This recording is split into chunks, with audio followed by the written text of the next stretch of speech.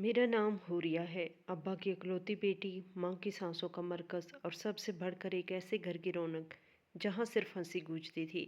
आंखें कभी नम न थी। हम शहर में रहते थे। अब्बा का प्रॉपर्टी का कारोबार था और हमारी ज़िंदगी में कभी किसी चीज़ की कमी नहीं रही। स्कूल से लेकर हर शौक तक अब्बा ने मुझे पलकों पर बैठाया। मेरी माँ तो जैसे मेरा साया थी। मेरी हर बात, हर फिक्र मेरी। मैं एफएससी के दौरान दूसरे साल में थी। हर दिन एक नई उम्मीद के साथ खिलता था। वो दिन भी एक आम सा दिन था। अम्मा और अब्बा दवा लेने के लिए अस्पताल जा रहे थे। मैं कॉलेज में थी जब फ़ोन आया। पहली बार तो समझ ना आई। आवाज़ें धुंधली थी। फिर किसी ने कहा, आपके वालिदैन का एक्सीडेंट हो गया है, फ़ौरन अस्पताल पहुंचिए। मैंने ज़मीन पर गिरती हुई आवाज़ को समेटते हुए खुद को संभाला, रक्षा लिया और दौड़ती हुई अस्पताल पहुंची। वहां पहुंचकर मेरी ज़िंदगी का पहला ज़ख्म मेरे सीने में बेबस हुआ। अब्बा का जिस्म सफ़ेद चादर में ढका हुआ था, वो जा चुके थे। मेरी आवाज़ हलक में अटक गई, हाथ कांप रहे थे जैसे किसी ने मेरी रूह छीन ली हो। नहीं अब्बा नहीं। मैं चिल्लाती रही, रोती रही, कोई जवाब ना आया। अम्मा आईसीयू में थी, सर पर गहरी चोट लगी। डॉक्टर ने मुझे अलग ले जाकर कहा, बेटा इनके दिमाग पर शदीद असर हुआ है, सिर्फ दुआ करें। और दवा से ज़्यादा दुआ की ज़रूरत है। मैं दिन रात इनके सहाने बैठी रहती। हर सजदे में, हर आंसू में सिर्फ एक दुआ करती, जा अल्लाह मेरी माँ को बचा ले। मैं तन्हा नहीं जी सकती। लेकिन शायद आसमान ने मेरी आवाज़ सुनना छोड़ दी थी। 5 दिन बाद वो भी चली गई, खामोशी से। मुझे एक बार भी आवाज़ ना दी, ना हाथ थामा, ना आंखों में आखिरी बार देखा। जनाजे के दिन भी खुद को ना पहचान सके। सफ़ेद लिबास, सूजी हुई आंखें, हर तरफ रिश्तेदारों की अफसोस भरी नज़रें। मेरे ताया गांव से आए थे, वो अब्बा के बड़े भाई थे। अम्मा की मैयत को कंधा देते वक्त भी मेरी नज़रें दरवाजे पे लगी थी, शायद अभी अब्बा वापस आ जाए, कोई कह दे कि ये सब ख्वाब है। लेकिन ऐसा कुछ ना हुआ। ताया अब्बू ने मेरे कंधे पे हाथ रखा, बेटा तुम यहाँ अकेली कैसे रहोगी, चलो हमारे साथ गाँव, वहीं तुम्हें संभाल लेंगे। मेरे पास कोई और रास्ता ना था। मेरी ज़िंदगी की बुनियादें एक ही झटके में ज़मीन बोस हो गई थी। ताया जान मुझे अपने साथ गाँव ले आए। अब्बा के जाने के बाद वही मेरे सर पर वाहिद साया थे और मुझे लगा शायद यही मेरा नया घर होगा, जहाँ कुछ वक्त में सब नॉर्मल हो जाएगा। गांव पहुँचते ही ताई जान ने मेरा सामान एक छोटे से कमरे में रखवाया। वो कमरा जिसमें पहले मवेशियों के चारे रखे जाते थे, अब मेरा ठिकाना बन गया। कमरा तो छोटा है पर साफ सुथरा रखना तुझे ही आएगा। ताई ने पहला जुमला यही कहा था। मैं खामोश रही। कुछ कहना फजूल था। मैं जानती थी ये इनका घर है और अब मैं इनकी मर्जी की पाबंद हूँ। अगले दिन सुबह जल्दी उठने पर ताई ने मुझे बावर्ची खाने में काम करने को कहा। आटा गूंद ले और सालन गरम कर ले। मेरी कमर में दर्द है, नहीं हो पाता अब सब कुछ। मैंने आटा गूंद लिया, सालन भी गरम कर लिया। मुझे तो बस खामोशी से दिन गुजारने थे। कुछ दिनों बाद जब हालात थोड़े मामूल पर आए, मैंने ताया जान से अपनी पढ़ाई जारी रखना चाहती हूँ, आपकी इजाज़त हो तो मैं प्राइवेट फॉर्म जमा करवा दूँ। ताया ने अखबारी साफ़ा लपेटते हुए सर हिलाया। बेटा अगर तुझे पढ़ना है तो पढ़, लेकिन शहर जाने का सोचना भी मत। यहाँ गांव में ही कुछ कर ले, हम तेरी मदद करेंगे। लेकिन ताई को जैसे ये बात पसंद ना आई। शाम को चूल्हा बुझाते वक्त ताई जान ने कहा, कितनी पढ़ाई करेगी, तेरे बाप ने पढ़ लिया बहुत, अब काम सीख ले। बीए एमए से ना रोटी मिलती है ना इज़्ज़त। मैंने आहिस्ता से कहा, पर मैं नौकरी की काबिल बनना चाहती हूँ। ताई ने तुंत लहजे में कहा, ये घर पढ़ने की जगह नहीं, काम करने की जगह है। सुबह सवेरे उठना, झाड़ू देना, पानी भरना, ये सब सीख। अगले दिन मैंने खाला रुसाना के बेटे से प्राइवेट फार्म मंगवाया और ताया जान से पैसे लिए। ताई को जैसे आग लग गई हो। अभी से पैसे मांगने लगे, ये मुफ्त की रोटी खाकर अब रुपए भी खींचने लगी है। मैंने कुछ न कहा, फॉर्म भर कर वापस भेज दिया। मुझे मालूम था कि ताई को मेरा पढ़ना खटखटा है। घर में सब कुछ तरतीब से चलता, मगर मेरे हिस्से का काम बढ़ता जा रहा था। ताई जान ने मुझे हर काम में लगा दिया। खदीजा, इनकी बड़ी बेटी जो मेरी उम्र की थी, हर वक्त मोबाइल पे रहती थी। अगर मैं थोड़ी सुस्त हो जाती, ताई फ़ौरन बोल उठती, खदीजा शहज़ादी है क्या जो तू इसके काम भी ना करे। दोपहर के वक्त जब सब खाने में मशगूल होते, मैं पीछे बैठकर बचा हुआ खाना खाती। ایک دن جب سالن ختم ہو گیا تو میں نے خالی روٹی پر اچار ڈالا۔ خدیجہ نے چبھتی ہوئی آواز میں کہا، تیری ماں ہوتی تو وہی بچا ہوا کھانا کھانے دیتی تجھے۔ میرے ہاتھ رک گئے، جواب نہ دے سکی۔ چپ چاپ کھانا ختم کیا اور برتن دھونے میں لگ گئی۔ ایک دن میری اسکول کا پرانا دوست عادل راہ میں خود مل گیا۔ اس نے پوچھا، ہوریا تمہارا فارم جمع ہو گیا؟ امتحان کی تیاری کیسی جا رہی ہے؟ میں نے مختصر جواب دیا، جی فارم جمع ہو گیا، بس پڑھائی تھوڑی مشکل ہے جہاں۔ گھر آ کر میں نے ذکر تک نہ کیا، مگر شام کو تائی جان نے عجیب لہجے میں پوچھا، وہ لڑکا کون تھا جو راستے میں بات کر رہا تھا؟ میں حیران رہ گئی۔ کون؟ وہ پرانا کلاس فیلو ہے، بس اچانک مل گیا۔ تائی بولی، جہاں گاؤں میں لوگ زبان سے زیادہ آنکھ رکھتے ہیں، آئندہ کسی غیر مرد سے بات نہ کرنا ورنہ زبان کاٹ دوں گی۔ اس دن مجھے پہلی بار محسوس ہوا کہ میں صرف یتیم نہیں رہی، اب میں شک کی نظروں میں پلنے والی لڑکی بھی بن چکی تھی۔ ایک دن شام کو میں نے اپنے لیے ایک پرانا سوٹ نکالا جسے اماں نے آخری بار میرے لیے سلوایا تھا۔ پہن کر بیٹھی تھی کہ خدیجہ بولی، یہ شہر والی چالیں یہاں نہ چلا، ہمیں مت دکھا یہ ناز۔ میں نے پلٹ کر کچھ نہیں کہا، بس اندر جا کر وہ سوٹ دوبارہ رکھ دیا۔ اسی شام تایا جان کسی ضروری کام سے دوسرے شہر چلے گئے۔ جاتے ہوئے انہوں نے کہا، بیٹا اپنا خیال رکھنا، اگر کچھ چاہیے ہو تو فون کر دینا۔ لیکن فون میرے پاس کہاں تھا، اور تائی کے ہوتے ہوئے کوئی چیز مانگنے کی ضرورت کس میں تھی؟ تایا کے جاتے ہی تائی کا لہجہ اور سخت ہو گیا۔ صبح جلدی اٹھنا، ناشتہ بنانا، برتن دھونا، خدیجہ کے کپڑے دھونا، سب کچھ میرے ذمہ تھا۔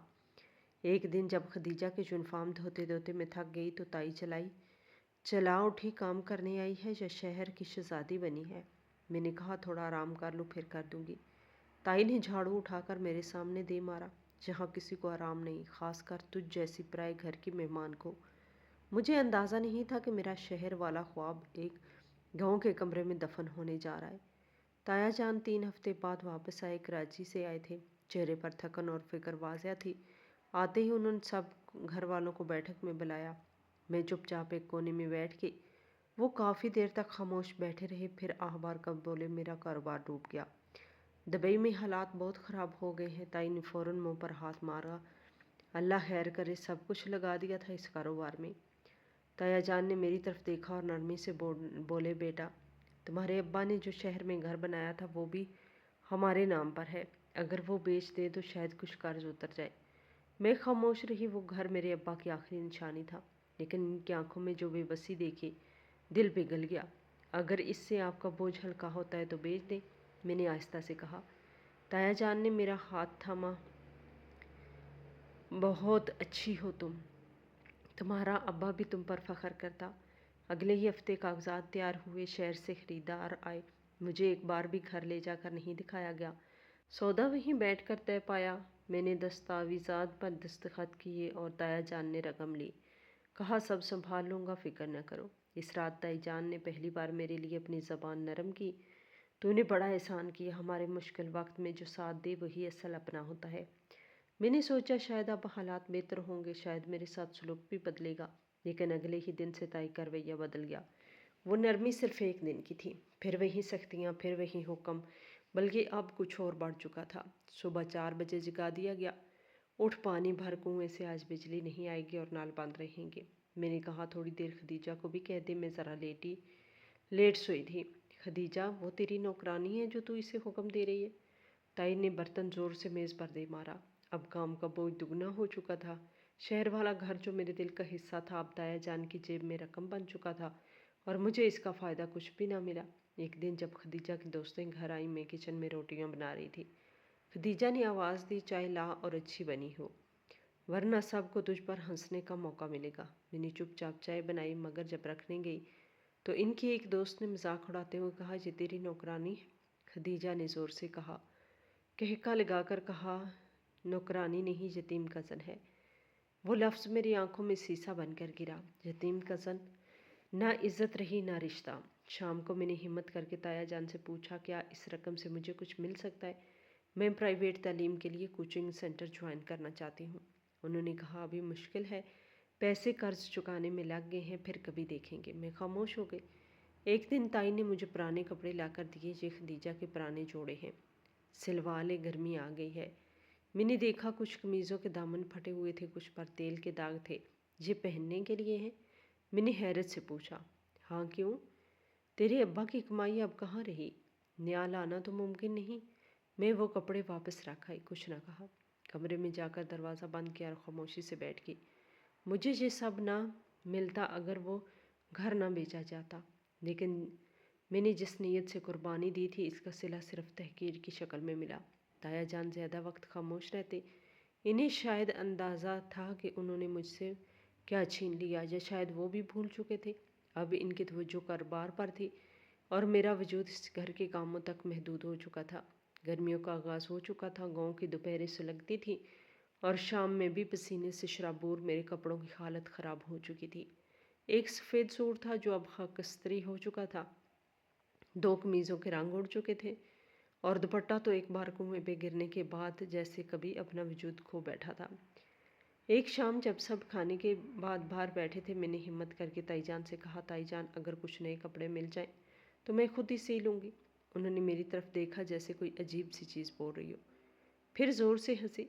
کپڑے تیرے لیے؟ کیا اب ہمارے پیسے تیرے فیشن پر بھی لگیں گے؟ میں خاموش رہی۔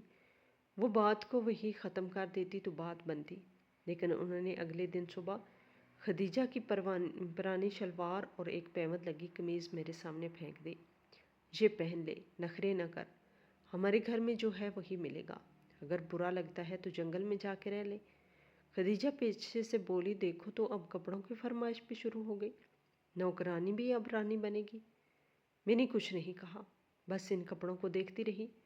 اماں کی وہ بات یاد آئی، بیٹا کپڑے انسان کی پہچان نہیں ہوتے، لیکن صاف ستھرا رہنا عبادت ہے۔ اماں خود میرے لیے ہر سیزن میں 2-3 جوڑے نئے ضرور سلواتی۔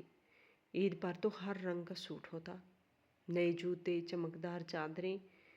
وہ دن یاد آئے تو آنکھوں سے آنسو نکل پڑے، لیکن میں نے انہیں خود پر قابو پانے نہیں دیا۔ ان کپڑوں کو وہیں چھوڑ کر کمرے میں آ گئی۔ اگلے دن جب میں نے پھر پرانا پیوند لگا سوٹ پہنا، تائی نے پوچھا، جو سوٹ دیا تھا وہ کیوں نہیں پہنا؟ میں نے آہستہ سے کہا، پہننے لائق نہیں تھے۔ اچھا، اب تو فیصلہ کرے گی کہ کیا پہننے کے قابل ہے؟ تیرے باپ کی کمائی ہے جو ہم تجھے نیا دیں۔ پھر وہ میری ماں کو بھی گھسیٹ لائی۔ تیری ماں بھی ایسی ہی تھی، ہر وقت بناؤ سنگار۔ ہمارے گاؤں میں 2 دن نہ گزار سکی، اپنے شوہر کو لے گئی شہر۔ خدیجہ کھڑے کھڑے ہنسنے لگی۔ امی، اس کو شہر کی شہزادی سمجھنے کی عادت گئی نہیں اب تک۔ میں نے نظریں نیچی کر لی، جو اب دینا فضول تھا۔ وہ دن میرے لیے بس ایک اور بوجھ بن گیا۔ 3 دن بعد گاؤں میں کسی کی شادی تھی، تائی اور ان کی بیٹیاں تیار ہو رہی تھی، نئی چوڑیاں، خوشبوئیں، مہندی، سب کچھ تھا۔ میں نے پوچھا، میں بھی ساتھ چلوں؟ تائی نے مجھے اوپر سے نیچے تک دیکھا، پھر کہا، تو ان کپڑوں میں شادی میں شرمندہ کروائے گی ہمیں؟ گھر بیٹھ اور برتن دھو۔ میں نے بس سر ہلا دیا اور چپ چاپ کچن میں لگ گئی۔ ان کے جانے کے بعد برتن دھوتے وقت میرا ہاتھ جل گیا، مگر میں نے نہ پانی پیا نہ آواز نکالی۔ میری آوازیں ویسے بھی سننے والا کون تھا؟ اسی رات جب سب واپس آئے، خدیجہ نے ایک پیکٹ پھینکا، یہ بچا ہوا کیک ہے، تو بھی کھا لے، تجھے کیا پتہ شادی کیسی ہوتی ہے۔ پہلے تو میں نے پیکٹ کو دیکھا، پھر وہیں رکھ دیا۔ میرا دل چاہا ایک لمحے کو بس سب کچھ چھوڑ کر بھاگ جاؤں، پر کہاں، کس کے پاس؟ اس گھر میں صرف ایک جسم تھی جسے کام کے لیے رکھا گیا تھا۔ اگلی صبح جب سب سو رہے تھے، میں چپکے سے اماں کی چٹھی نکالی جو میری ڈائری کے اندر چھپی ہوئی تھی۔ اس میں لکھا تھا، بیٹا کبھی کسی کے سامنے خود کو کمزور نہ سمجھنا، تو میری تربیت ہے، تجھے میں جھکنے نہیں دوں گی۔ میں نے وہ چٹھی آنکھوں سے لگائی اور فیصلہ کر لیا، اب مجھے خاموش نہیں رہنا، نہ ان کی طعنوں پر، نہ خدیجہ کے تمسخر پر، نہ تائی کی تلخی پر۔ اگلے دن جب خدیجہ نے پھر وہی پرانا سوٹ میرے آگے پھینکا، میں نے اسے واپس کر دیا، پہننا ہے تو خود پہن لو۔ تائی جی ہی، کیا کہا تو نے؟ میں ان کی آنکھوں میں دیکھ کر بولی، میں انسان ہوں، کسی کے بچے کی عزت ہوں، اگر آپ عزت نہیں دے سکتی تو توہین بھی نہ کریں۔ خدیجہ غصے سے بولی، زبان چلانے لگی ہے، تائی اسے سبق سکھائیں۔ تائی میرے قریب آئی، ہاتھ اٹھایا مگر میں پیچھے ہٹ گئی۔ مار لیجئے، لیکن میرے سوال ختم نہیں ہوں گے۔ آپ نے میرے باپ کا گھر بیچ کر مجھ پر احسان جتایا، अब मुझे इस एहसान का बदला इज्जत की भीख में तो ना दीजिए। कमरे में खामोशी छा गई। शायद वो इतनी बोलती हुई हुरिया के लिए तैयार न थी। एक दिन मैंने फैसला कर लिया, या तो इज्जत से जीऊँगी या फिर मर जाऊँगी। 3 दिन मुकम्मल सुकूत के गुजरे। मेरे जवाब के बाद ताई ने बातचीत बंद कर दी। खदीजा ने दोपहर के खाने में नमक नहीं डाला और शाम को ताई ने मुझे झाड़ते हुए कहा, अब ज़बान भी लंबी हो गई है और काम भी भूल गई है, पढ़ लिख कर क्या बनेगी। धीमक लगी इज्जत। मैंने पलट कर कोई जवाब नहीं दिया, पर इस शाम की खामोशी में कुछ मुख्तलिफ था। ताया जान 1 घंटे के लिए आए, बैठक में किसी से मिले और फ़ौरन वापस चले गए। रात के खाने के बाद मैं बर्तन धो रही थी कि खदीजा की आवाज़ आई, मुबारक हो, तुम्हारा नसीब जाग उठा है, सरदार के बेटे से बात चली है तुम्हारी। मैंने बर्तन रखते रखते हाथ रोक लिया। क्या मतलब? खदीजा ने तंज के अंदाज में कहा, रिश्ता आया है और ताई मान गई हैं। वही जा रही हो हवेली में, अब नौकरानी नहीं दुल्हन बनोगी। मैंने फ़ौरन ताई से पूछा, क्या ये सच है? ताई ने बगैर मेरी तरफ देखे जवाब दिया, हाँ, और कोई सवाल मत करना। सरदार खुद रिश्ता मांगने आए थे, बहुत इज्जत की बात है। मैंने बात काटते हुए कहा, सरदार का बेटा फहद पागल है, सब जानते हैं, इसने अपनी पहली बीवी को मार डाला। ताई ने तेज़ आवाज़ में जवाब दिया, ज़बान संभाल कर बात कर, इसकी माँ कमज़ोर थी, मर गई। और तू कौन होती है फैसला करने वाली? मैंने ताया जान से कहा, आप कुछ बोलते क्यों नहीं? मैं किसी पागल के साथ शादी नहीं करूँगी, ये जुल्म है। वो खामोश बैठे रहे, सिर्फ नज़रें झुकाकर सिगरेट सुलगाते रहे। इनकी खामोशी चीख से भी ज़्यादा सलमाना थी। ताई ने मेरी कलाई पकड़कर झटका दिया, जो फैसला हो चुका है वो हो चुका है। सरदार के घर का रिश्ता कोई मामूली बात नहीं। तो अपनी बेटी की शादी करो ना वहाँ। मैं चीखी, मेरी बेटी के लिए कोई शहजादा आएगा तो ठीक है, वहाँ के लिए तेरी जैसी लड़कियाँ ही ऐसे ही घरों में सुधर जाती हैं। मेरे अंदर आग लग गई। मैंने ताई जान के कदमों में हाथ जोड़ कर दिए, बस रहम करें, मुझे मत दीजिए, मैं सब कुछ बर्दाश्त कर लूँगी, आप जो कहेंगे करूँगी, लेकिन इस पागल के साथ ज़िंदगी नहीं, वो मुझे मार देगा। ताया जान ने एक लम्हे के लिए मेरी तरफ देखा, फिर नज़रें चुरा ली और ताई ने फ़ौरन कहा, इतनी मन्नत समाजत तो किसी ने तुझसे शादी के लिए नहीं की जितना तू हमारे सामने गिरी जा रही है। इस रात मेरी चप्पलें बाहर रह गई। कमरे में वापस आई तो ताई मेरे पीछे आई। तू भागने के ख्वाब देख रही है? और फिर उन्होंने दरवाज़ा बंद करके मुझे बिस्तर के पायदान से बांध दिया। अब जा, बचा ले कोई तुझे। मैं चिल्लाना चाहती थी पर आवाज़ बंद थी, हाथ बंधे हुए थे, पाँव सुन्न हो रहे थे। बाहर दरवाजे के पीछे खदीजा और इसकी छोटी बहन की हंसी आ रही थी। वो कह रही थी, कल दुल्हन बनेगी, आज बंधी है। कैसा फिल्मी सीन है ना। मेरी सांसें तेज़ थी। मैंने खामोशी से छत की तरफ देखा। वहाँ कुछ भी नहीं था, ना कोई उम्मीद, ना दवा। सुबह ताई ने दरवाज़ा खोला, उठ, आज तेरा निकाह है, हवेली चलना है, वहाँ सब तैयारी हो चुकी है। मैंने कपकपाते हुए कहा, मुझे नहीं जाना। तो मर जा, पर इनकार ना कर। खदीजा ने सुर्ख जोड़ा पकड़ाया, ये पहन ले, अभी के बाद तुझे ये भी नसीब नहीं होगा। नहाया भी नहीं, बाल खोले, जूड़ा पहना और हवेली ले जाओ। गाड़ी के शीशे से बाहर देखती रही। रास्ते का एक एक मोड़ लग रहा था जैसे जिंदगी का दरवाज़ा बंद हो रहा है। हवेली की दहलीज पे कदम रखा तो बड़ी बड़ी आंखों वाली नौकरानी ने आस्था से कहा, इसी के लिए शादी है? दूसरी बोली, पिछली तो 2 महीने में ही मर गई थी, इसका क्या बनेगा? मैंने सुना लेकिन कुछ न कहा। निकाह के लिए मौलवी बैठा था। मैंने सर झुका लिया। काजी ने पूछा, कबूल है? मैंने दिल बंद करके लफ्ज़ खेड़ के कहा, कबूल है। बस निकाह मुकम्मल हुआ। ताई ने दूर खड़े होकर इत्मीनान से देखा, जैसे कोई सौदा मुकम्मल हो चुका हो। मुझे नहीं पता था सुबह मेरा निकाह है, जो मेरी तदफीन। निकाह के बाद मुझे फ़ौरन अंदर ले जाया गया। बड़ा सा कमरा जिसमें हर तरफ सुर्ख और सुनहरी रंगों की झलक थी।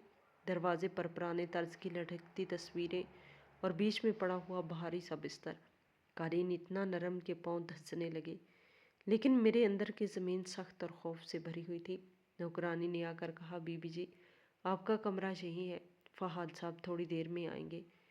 फिर दरवाज़ा बंद करके चली गई। मैंने इधर उधर नज़र दौड़ाई। कमरे में एक तरफ लकड़ी की अलमारी थी जिस पर कुछ परफ्यूम की बोतलें और किताबें रखी थी। दूसरी तरफ छोटा सा मेज़ था जिस पर एक तस्वीर रखी थी, शायद किसी बुजुर्ग की। हर चीज़ तरतीब से रखी हुई, हर शय साफ, लेकिन मुझे सुकून कहीं नज़र नहीं आ रहा था।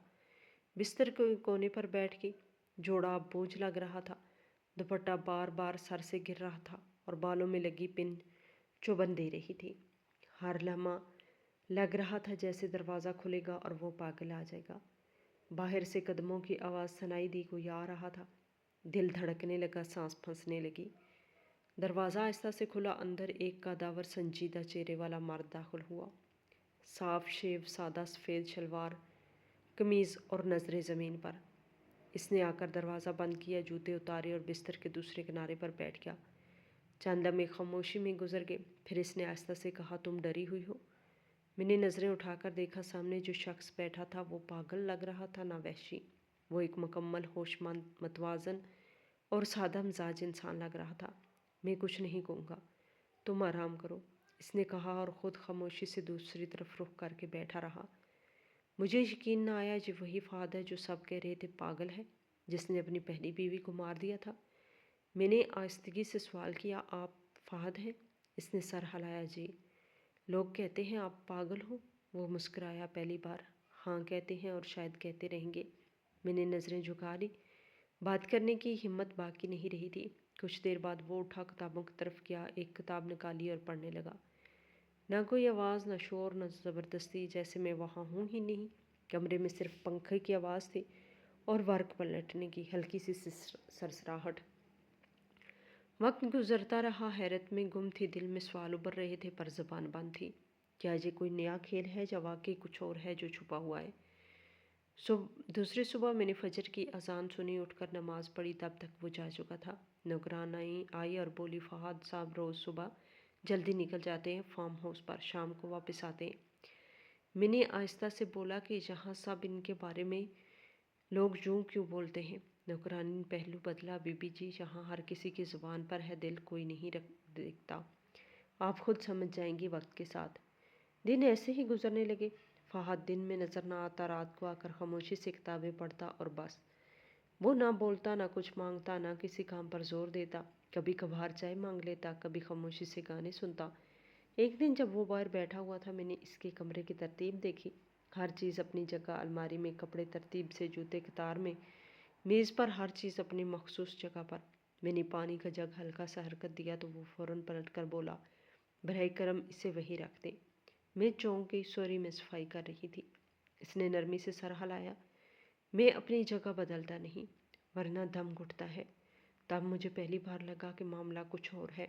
शायद ये पागलपन नहीं, कुछ और, किसी जहनी हालत का असर। मैंने फैसला किया कि खामोश रहकर सब समझने की कोशिश करूँगी। रात को जब वो सो रहा था, मैंने चुपके से अलमारी के अंदर झांका। एक पुरानी डायरी रखी थी, साथ ही एक दवा की पर्चियाँ। मैंने पढ़ने की कोशिश की, लेकिन अचानक दरवाजे की चिरचिराहट सुनाई दी। फ़ौरन वापस आकर सो गई। दिल धड़क रहा था लेकिन इसने कुछ नहीं कहा, बस पानी पिया और दोबारा लेट गया। अब मेरा खौफ कम होने लगा था और सवाल बढ़ने लगे थे। ये लड़का जो सबकी नज़र में मजनू था, आखिर इतना पुरसकून, इतना महज़ब क्यों है? कोई ना कोई बात है जो मुझे खुद जाननी है। जब वो कमरे में दाखिल हुआ, मैंने मौत को अपने सामने खड़ा पाया। लेकिन शायद ये मौत नहीं थी, कोई नई हकीकत थी जो अभी पूरी तरह सामने आना बाकी थी। शादी के तीसरे दिन फ़हद ने मुझे नाश्ते के लिए बुलाया। वो डाइनिंग टेबल पर अखबार पढ़ रहा था और सामने नाश्ता तरतीब से रखा था, अंडे, टोस्ट और साथ में दूध। इसने अखबार से नज़रें उठाकर बस इतना कहा, आप बैठिए, मैं चाय बना लेता हूँ। मैं खामोशी से कुर्सी खींच कर बैठ गई। ना वो किसी किस्म की नज़र से घूर रहा था, ना ज़ुबान में सख्ती थी। इसका रवैया बिल्कुल आम था, जैसे जाने पहचाने रोज़मर्रा की ज़िंदगी में एक ही जगह रह रहे हों। आपको यहाँ कोई तकलीफ़ तो नहीं? फ़हद ने अचानक सवाल किया। नहीं, मैंने मुख्तसर जवाब दिया। अगर हो तो बता सकती हैं। मेरी माँ ज़्यादा वक्त हवेली में रहती है और इनकी कुछ बातें तकलीफ़ दे लग सकती हैं। आपकी माँ ने तो अब तक मुझसे कोई बात ही नहीं की। मैंने सच कहा। फ़हद हल्का सा मुस्कुराया, यही बेहतर है। इसकी आंखों में बेहद गहराई थी, जैसे वो हर चीज़ को परख रहा था, मगर बोलता कुछ ना हो। वो ना तो बेकाबू होता, ना चीखता, ना किसी चीज़ को तोड़ता, एक मुकम्मल संजीदा आदमी। अब रोज़ इसकी आदत नोट करने लगी। वो सुबह जल्दी उठता, चुपचाप तैयार होता, किताबें अपने बैग में रखता और फार्म हाउस में चला जाता। एक दिन जब वो सो रहा था, मैंने किताबों की अलमारी के नीचे एक पुराना डब्बा देखा। کھول کر دیکھا تو اندر دوا کی پرچیاں تھیں، چند ہسپتالوں کی رپورٹس اور ایک نوٹ بک۔ رپورٹ کے مطابق وہ بچپن میں شدید ذہنی دباؤ سے گزرا تھا، مگر کوئی پاگل پن کی علامت نہیں تھی۔ نوٹ میں لکھا تھا، مجھے سنا نہیں گیا اس لیے میں نے بولنا چھوڑ دیا۔ اس جملے نے مجھے روک دیا۔ کوئی جو واقعی بیمار ہو اس طرح شعور کے ساتھ لکھ نہیں سکتا۔ کچھ گڑبڑ ضرور ہے۔ اسی دن سپیر کو حویلی کے 2 ملازمین صحن میں بات کر رہے تھے۔ پچھلی بیوی بھی ٹھیک تھی، بس بیچارہ فہد صاحب کی ماں کی نظروں میں کھٹک گئی۔ دوسری بولی، فہد صاحب کے ساتھ تو کوئی مسئلہ نہیں، اصل گڑبڑ تو ان کی ماں ہے۔ میری نظریں فوراً دروازے کی طرف گئی، لیکن وہ لوگ جا چکی تھیں۔ میں نے نوٹ کیا، فہد کی ماں جب بھی گھر میں ہوتی فہد تھوڑا بے چین سا ہو جاتا، اس کی نظروں میں اکڑ پن آتی، وہ بار بار کمرے کے دروازے چیک کرتا اور خود کو الگ کر لیتا۔ اگلی رات میں نے اس سے براہ راست سوال کیا، کیا واقعی آپ ویسے ہیں جیسا سب کہتے ہیں؟ وہ خاموش ہو گیا، پھر کچھ لمحے بعد بولا، کبھی آپ کو اتنا تنہا چھوڑا گیا ہے کہ آپ خود کو سمجھنے لگے؟ میں نے پوچھا، کیا مطلب؟ وہ بولا، میرے والد زیادہ وقت باہر رہتے تھے اور میری سوتیلی ماں نے مجھے اپنا بیٹا نہیں تسلیم کیا۔ میں چھوٹا تھا جب میری اصل ماں فوت ہو گئی۔ اس کے بعد بس ہر بات پر ڈانٹ، ہر احساس پر طنز۔ ایک وقت آیا کہ میں نے بولنا چھوڑ دیا، پھر جب میں نے کچھ سنبھلا تو انہوں نے مجھے پاگل کہنا شروع کر دیا۔ میں نے پوچھا، آپ نے کچھ کہا نہیں؟ وہ مسکرایا، کس سے کہتا؟ باپ سنتے نہیں تھے، ماں صرف شک کرتی تھی۔ پھر ایک دن میری بیوی، وہ رک گیا۔ میں نے پوچھا، کیا ہوا اسے؟ بولا، دل کی مریضہ تھی، ایک رات دورہ پڑا، میں گھبرا کے چیخا شور کیا، وہ مر چکی تھی اور میں مجرم بن گیا۔ کسی نے کچھ نہیں پوچھا، بس یقین کر لیا، کیونکہ بچپن سے خاموش رہتا تھا، اسی لیے سب نے سمجھا میں واقعی پاگل ہوں۔ اب تصویر واضح ہو رہی تھی، یہ شخص بیمار نہیں، زخمی تھا۔ اس کی شخصیت پہ چھائے ہوئے سوالات کسی ذہنی خلل کی وجہ سے نہیں، بلکہ ایک خاندان کی سازش اور لاپرواہی کی پیداوار تھے۔ میں نے تائی جان کی باتیں یاد کی، ان کا وہ غصہ، ان کا رویہ، اور وہاں سے جبری نکاح، کیا یہ سب ایک چال تھی یا پھر کسی بڑی سازش کا حصہ؟ اب میرے لیے یہ صرف زندگی کا سوال نہیں، بلکہ ایک سچ تلاش کرنے کی جنگ بن چکی تھی، اور میں یہ جنگ جیتنا چاہتی تھی، اس کے لیے، اپنے لیے اور ان سب کے لیے جنہیں خاموشی نے مجرم بنا دیا۔ فہد کی باتوں کے بعد میرے ذہن کے کئی دروازے کھلنے لگے، لیکن ہر دروازے کے پیچھے ایک نیا اندھیرا کھڑا تھا۔ سوتیلی ماں کا ذکر بار بار آتا اور ہر بار فہد کی آنکھوں میں ایک سایہ سا چھا جاتا۔ وہ اس کے بارے میں زیادہ کچھ نہیں کہتا، لیکن اس کے رویے سے خود ظاہر کرتا کہ کچھ چھپا ہوا ہے۔ میں نے فیصلہ کیا، خود ہی جاننا ہوگا۔ اگلی صبح جب فہد فارم ہاؤس گیا اور سوتیلی ماں حویلی میں نہیں تھی، میں نوکرانی گل بی بی کے پاس گئی، جو برسوں سے یہاں کام کر رہی تھی۔ میں نے پوچھا، گل بی بی، فہد صاحب کی بچپن کی ماں کیسی تھی؟ اس نے جھجکتے ہوئے میری طرف دیکھا، پھر آہستہ سے بولی، بی بی جی، فہد صاحب کی اصل ماں بہت پیاری تھی، سادہ، نرم مزاج۔ جب وہ فوت ہوئی، فہد صاحب شاید 6-7 سال کا تھا۔ اس کے بعد سب کچھ بدل گیا۔ میں نے پوچھا، کیا بدل گیا؟ بولی، سردار صاحب نے دوسری شادی کی، تب فہد کو الگ کمرے میں شفٹ کر دیا۔ نہ نیا کپڑا، نہ توجہ، سب کچھ صرف نئی بیوی اور اس کی سہولت کے لیے ہونے لگا۔ اور سردار کچھ نہیں بولتے تھے، وہ تو کاروبار میں مشغول تھے۔ فہد خاموش ہوتا گیا، پڑھائی میں اچھا تھا، لیکن جب بھی وہ کچھ اچھا کرتا، اس کی ماں کچھ نہ کچھ کہہ کے اسے سزا دلواتی، کہتی کہ یہ ضدی ہے، زبان دراز ہے، پاگل ہو گیا ہے۔ میرے اندر کچھ ٹوٹا۔ میں نے اگلا سوال کیا، پچھلی بیوی جو مر گئی، کیا واقعی دل کی مریضہ تھی؟ گل بی بی نے ادھر ادھر دیکھ کر آہستہ سے کہا، بی بی جی، کچھ لوگ کہتے ہیں کہ اس کی دوا میں گڑبڑ کی گئی، اور وہ دوا فہد کی ماں نے لا کر دی تھی۔ کسی نے شک نہیں کیا اس پر۔ کون کرتا؟ وہ تو سب کو کنٹرول کرتی ہے، نوکرانیوں پر چلاتی ہے، اور فہد کو تو جیسے دشمن سمجھتی ہے۔ میں نے پوچھا، کیوں؟ بولی، کیونکہ وہ چاہتی ہے کہ سردار کی تمام جائیداد اس کے اپنے بیٹے کے نام ہو، جو کہ بعد میں پیدا ہوا تھا۔ اب تصویر مزید واضح ہو رہی تھی۔ سوتیلی ماں کا اصل مقصد جائیداد پر قبضہ تھا، اور فہد جو اصل وارث تھا، اسے پاگل ثابت کر کے کونے میں پھینک دینا ایک مکمل منصوبہ لگنے لگا۔ اسی دن دوپہر کو فہد گھر آیا، کافی خاموش تھا۔ میں نے نوٹ کیا، وہ بار بار اپنے کمرے کے دروازے کو چیک کر رہا ہے، کتابوں کو جگہ سے ہٹا کر پھر واپس رکھتا، جیسے کچھ گم ہو گیا ہو۔ میں نے پوچھا، کچھ ڈھونڈ رہے ہیں؟ بولا، ہاں، میری ڈائری، کل رات یہ میز پر تھی، اب نہیں ہے۔ میں نے کہا، آپ کی ماں کمرے میں آئی تھی؟ بولا، ہاں، صبح کہہ رہی تھی صفائی کروانے آئی ہوں، لیکن صفائی تو نوکرانی کرتی ہے۔ میں جان گئی کہ ڈائری اس کے ہاتھ لگ چکی ہے۔ وہ جو فہد کی ذہنی کیفیت، اس کے جذبات، اس کے اندر کی سچائیاں بیان کرتی تھی، اب شاید اس کے خلاف ایک اور ہتھیار بنانے والی ہے۔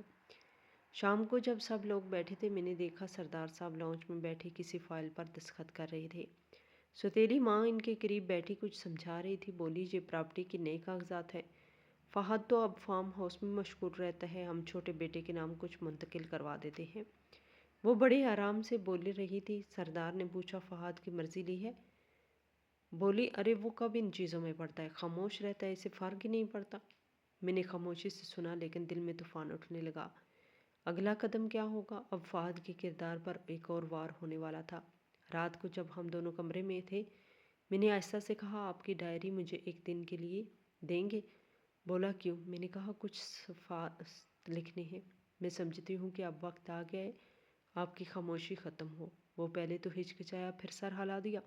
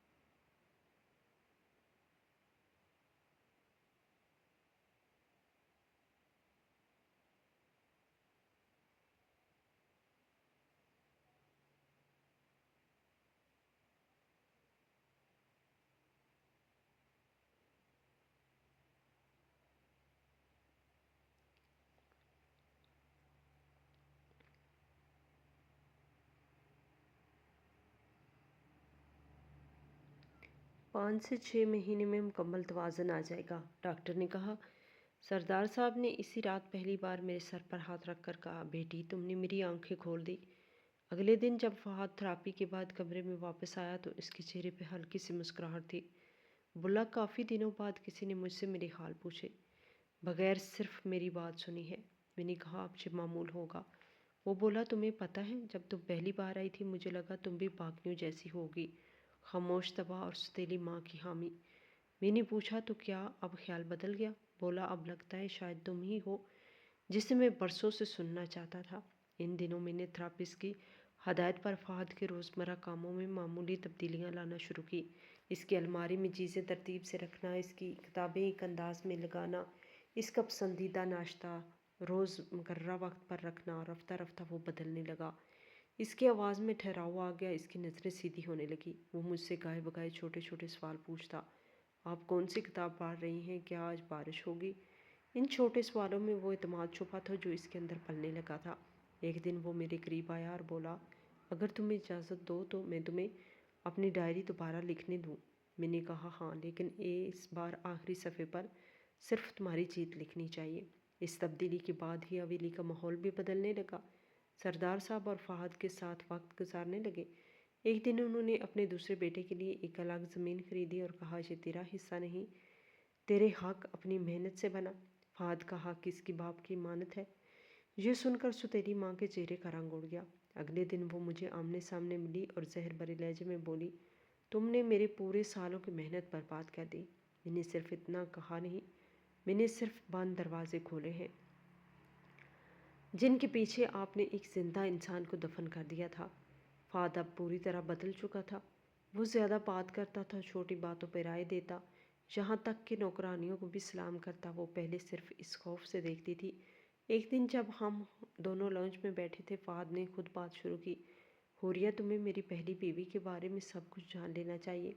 मैंने सर हिलाया। मुझे सच जानने से कोई डर नहीं, लेकिन आधा सच बर्दाश्त करना मुश्किल होता है। इसने गहरी सांस ली। इसका नाम राबिया था।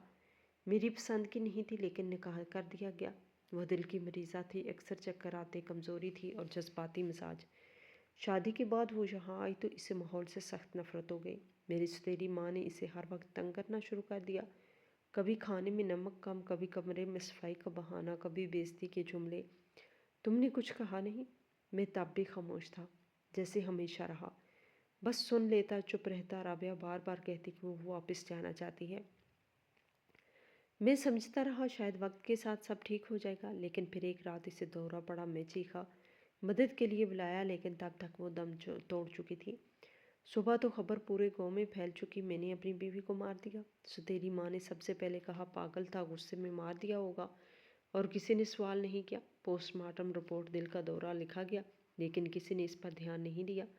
बदनामी का दायरा मुझ पर खिंच गया। फिर मेरे इलाज की आड़ में उन्होंने मुझे बंद कमरे में रखा, दवाइयाँ देते रहे। मुझे समझ नहीं आई कि मैं ज़िंदा हूँ या जुर्म की सज़ा काट रहा हूँ। मैं खामोशी से सुन रही थी। इसकी सुतीली माँ के चेहरे के पीछे जो किरदार छुपा था, अब साफ ज़ाहिर हो रहा था।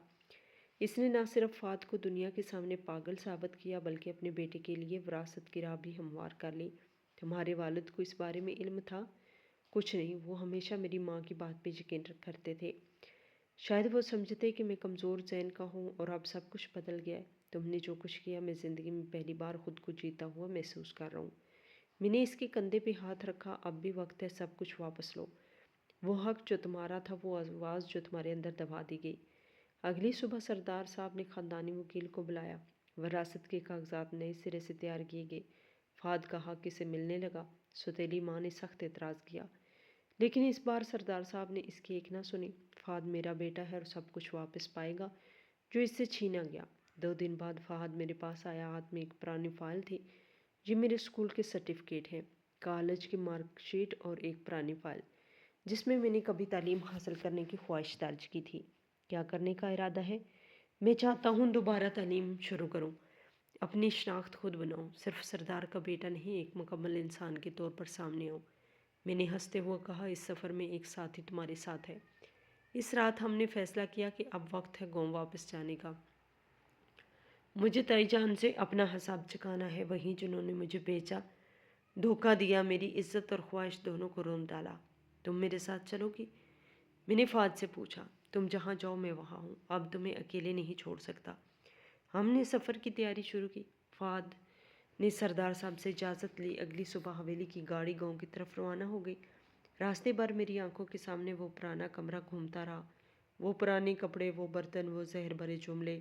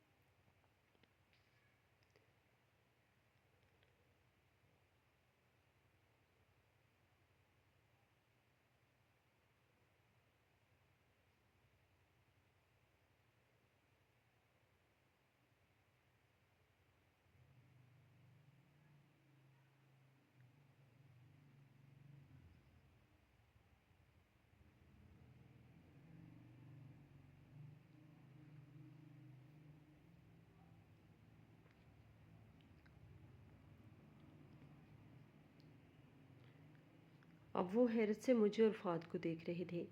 ये वही लड़का है ना, सरदार का बेटा? हाँ, वही जो पागल था। लगता तो नहीं पागल। इसकी बीवी देखो कितनी पुरइत्माद हो गई है। हम जैसे गांव के रास्तों पे चलते, वैसे वैसे सरगोशियों की तादाद बढ़ती गई। ताईजान के घर पहुंचकर मैंने दरवाज़ा खटखटाया। कुछ लम्हे बाद खदीजा ने दरवाज़ा खोला। इसका चेहरा मुरझाया हुआ, आंखों के नीचे स्याह हल्के और माथे पे फिक्र की लकीरें। अस्सलाम वालेकुम खदीजा, हम अंदर आ सकते हैं? वह कुछ लम्हे हिचकिचाई, फिर खामोशी से पीछे हट गई। मैं और फाद सैन में आ गए। ताईजान चारपाई पर बैठी थी। फाद को देखकर जैसे सांस रुक गई हो। جلدی سے دوپٹہ سنبھالا اور اٹھ کھڑی ہوئی۔ یہ کیا تماشا ہے؟ تم دونوں یہاں کیوں آئے ہو؟ تماشا تو اس دن ہوگا جب آپ نے مجھے ایک پاگل کے نام بیچا تھا، میں نے کہا۔ فہد نے آہستہ سے سر جھکا کر کہا، السلام علیکم تائی اماں۔ تائی کا چہرہ سرخ ہونے لگا۔ ہم نے تو تمہاری بھلائی چاہی تھی، سردار کے گھر بیاہ کر عزت دے دی تھی تمہیں۔ عزت آپ نے مجھے سودا بنا کر بیچا، لیکن جیسے آپ پاگل سمجھتے تھے، وہ آج سردار کی مکمل وراثت کا مالک ہے، اور میرا شور، میرا اعتماد۔ خدیجہ نے منہ پھیر لیا جیسے سچ برداشت نہ ہو رہا ہو۔ میں نے اس کی طرف دیکھا، اور تم کیسی جا رہی ہو شادی تمہاری؟ خدیجہ کی نظریں زمین پر جم گئی۔ شادی نہیں، جہنم ہے۔ وہ نشئی جو رات کو دروازے توڑ کے آتا ہے اور دن میں میری جیب میں ٹٹولتا ہے۔ تائی کا لہجہ ہار کی شکل اختیار کر چکا تھا۔ کیا لینے آئے ہو آپ؟ کچھ نہیں، صرف یہ بتانے کہ جنہیں کمزور سمجھا وہ آج سر اٹھا کر چلتے ہیں، اور جنہوں نے ظلم کیا وہ سر جھکا کر جیتے ہیں۔ فات نے میری طرف دیکھا جیسے پوچھ رہا ہو اب چلیں؟ میں نے گردن ہلائی۔ جانے سے پہلے دروازے کے پاس ایک لمحہ رکی، وہی دروازہ جہاں کھڑے ہو کر میں نے ایک دن نیا سوٹ مانگا تھا اور پھٹے کپڑے میری طرف پھینکے گئے تھے۔ دروازہ پار کرتے ہی باہر گاؤں کے چند پرانے چہرے نظر آئے۔ خالہ رشیدہ، جنہوں نے کبھی کہا تھا یتیموں کو سر چھپانے کی جگہ مل جائے تو شکر کرنا چاہیے، آج میرے قریب آئیں۔ بیٹا، ہم نے تو جو سنا وہی سمجھا۔ تمہارے نصیب کا تو ستارہ چمک گیا۔ فہد تو بڑا پڑھا لکھا اور سلجھا ہوا نکلا۔ ستارہ کبھی غروب نہیں تھا، بس آنکھوں میں دھند تھی۔ میں نے جواب دیا، وہ دن گاؤں میں جیسے ایک نئی کہانی کا آغاز تھا۔ ایک شام جب ہم وہاں کے پرانے چائے والے کی دکان پہ بیٹھے، فہد نے آستہ سے کہا، یہ وہی جگہ ہے نا جہاں تمہاری تایا مجھے لے جایا کرتے تھے؟ ہاں، یہاں بٹھا کر لوگوں سے کہتے پاگل داماد ہے ہمارا۔ ہنسی آتی ہے ہمیں خود پر۔ فہد نے مسکرا کر کہا، کیا ہنسی واپس کریں؟ نہیں، اب خاموشی کافی ہے۔ اس دوران کہیں پرانے واقف کار ہم سے ملنے آئے۔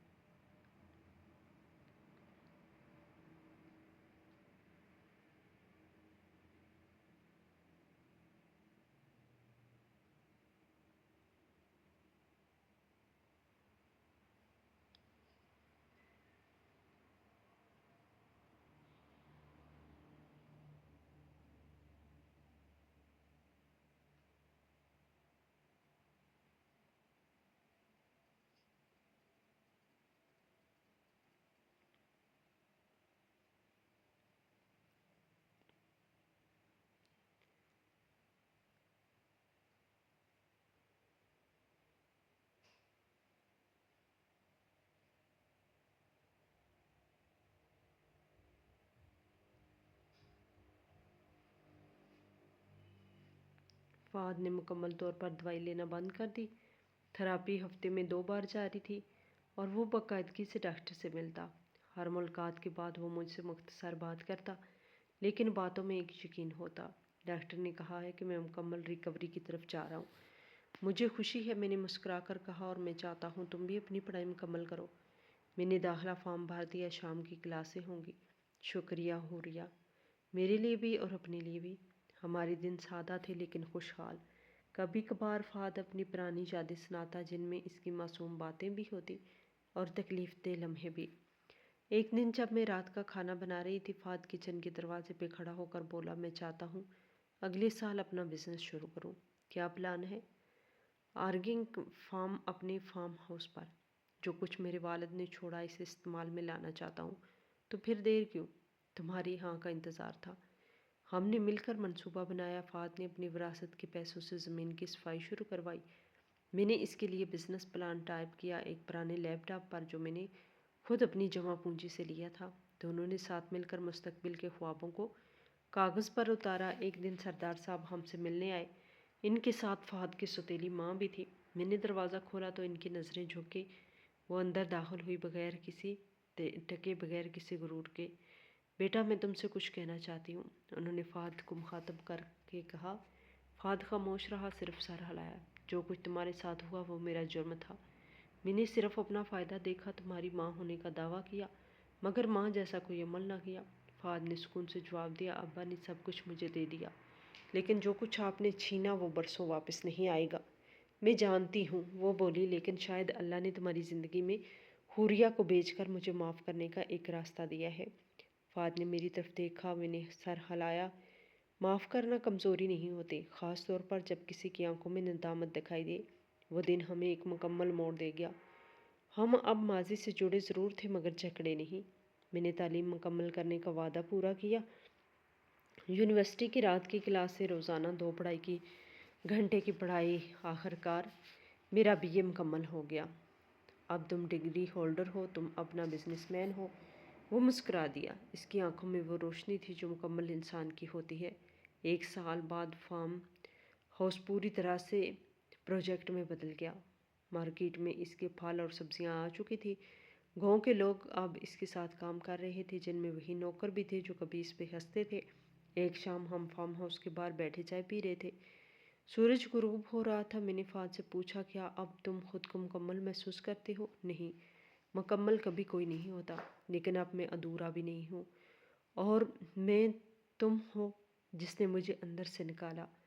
میں نے چائے کا ایک کپ نیچے رکھا اور آسمان کی طرف دیکھا۔ فہد، جو سفر ہم نے طے کیا وہ صرف ہمارا نہیں، ان سب کا ہے جو کمزور سمجھے جاتے ہیں، جنہیں آواز نہ دی جائے یا جو زبان بند کر کے جیے۔ اب تو لکھو اپنی کہانی۔ میں نے سر ہلایا، اور وہ دن تھا جب میں نے اپنی زندگی کی ہر صفحے کو سچائی سے جوڑنا شروع کیا۔ میں نے ایک چھوٹا سا بلاگ شروع کیا جہاں سے اپنی زندگی کے تجربات لکھے۔ گاؤں کی لڑکیاں مجھ سے مشورے لینے آنے لگی۔ کچھ نے لکھنے کی ہمت کی، کچھ نے تعلیم جاری کی۔ وہی حوریہ جو کبھی پھٹے کپڑوں پر احسان جھیلتی تھی، اب اوروں کے لیے حوصلے کی علامت بن گئی۔ میں جانتی ہوں دنیا مشکل ہے، لیکن خود کو بدلنا پہلا قدم ہے۔ میں حوریہ ہوں جس نے سب کو کمزور سمجھا، لیکن میں کمزور نہیں تھی۔ صرف وقت نے مجھے مضبوط ہونا سکھا دیا۔ ظلم چاہے جتنا بھی ہو، گہرا ہو، سچائی ہو، حوصلہ ہو، برآخر راستہ بنا ہی لیتا ہے۔ جو خود پر یقین رکھتا ہے وقت کے ساتھ اپنی قسمت بدل سکتا ہے۔